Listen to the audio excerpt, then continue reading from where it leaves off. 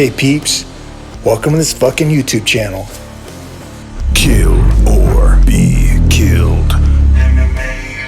Alright, let's get to it. So did Dana White bow down to the pandemic? No. Did he bow down to Mickey fucking Mouse? Apparently he did. And Disney had this to say about UFC 249. Not on my watch.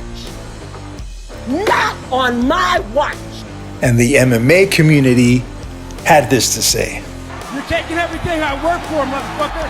I'm gonna fight your fucking ass. Dana, this was the one thing I was looking forward to. The one thing. The gym is closed. Everything's fucking closed. The Korean massage place is closed. Dana, everything is closed, Dana. I was excited and you were just fucking playing with my emotions, getting us pumped for 249. I get it. It's not easy. There's a global pandemic going on right now. Do you realize this is a major inconvenience to my life? My life, this is a big inconvenience for me. I'm selfish as fuck right now because I really cared about that fight. But God bless you for putting in that effort. Obviously, there's just a bunch of unforeseen circumstances that occurred, and the timeline is as follows. They had Khabib fly to Abu Dhabi because that's where the fight was going to be. But Abu Dhabi closed their borders to non-citizens, and they told Khabib, you got to go back to his original home, which is Russia. So he went from the States, Abu Dhabi, Russia. And then Russia closes the borders completely. Basically, Khabib is stuck in Russia. He's out. He's out of the card. That was a fucking dagger in my heart. However, Dana White, being the man that he is, found a replacement in Justin Gaethje, which is a kick-ass fight.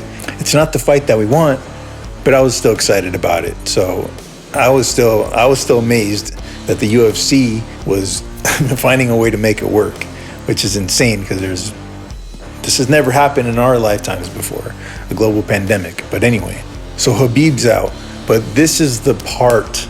This next part is when the fight was over. The fight card was done for me. Rose was out for undisclosed reasons. Rose is out. I don't know. So maybe it's a blessing in disguise. Like maybe the MMA gods are just saying the fight to make is Tony Ferg and Khabib Nurmagomedov. That's the real fight. And if that's not happening, I'm okay with waiting because that's the fight we need to see. Who the fuck is better out of those two? Those guys don't lose. Those guys don't know how to lose. So it's going to be two MMA kings going head to head, and I can't wait. We know Khabib is not going to fight in Ramadan, is how you say it.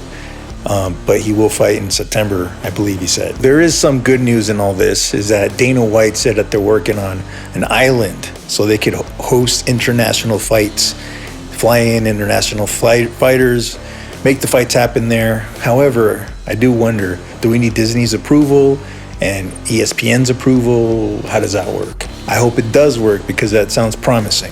You know, I get that there's a pandemic going on, but I'm seeing these White House press conferences. I feel like a UFC fight is far safer than being at the White House. And those press conferences where there's like 10 people up in the podium for some reason, not social distancing.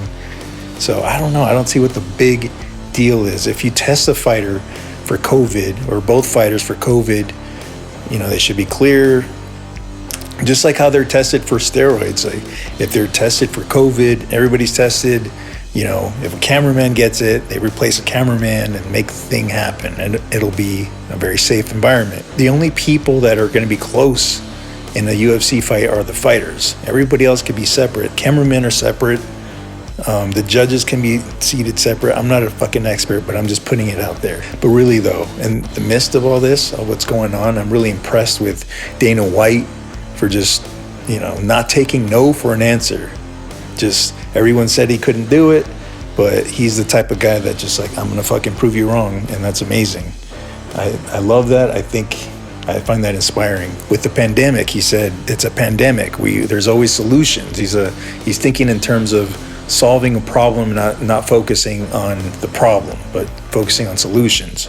And that's probably why he's the president of the UFC. I don't know. If you ask me, all the behind the scenes shit that happens in the UFC is just as interesting as what happens inside of the octagon.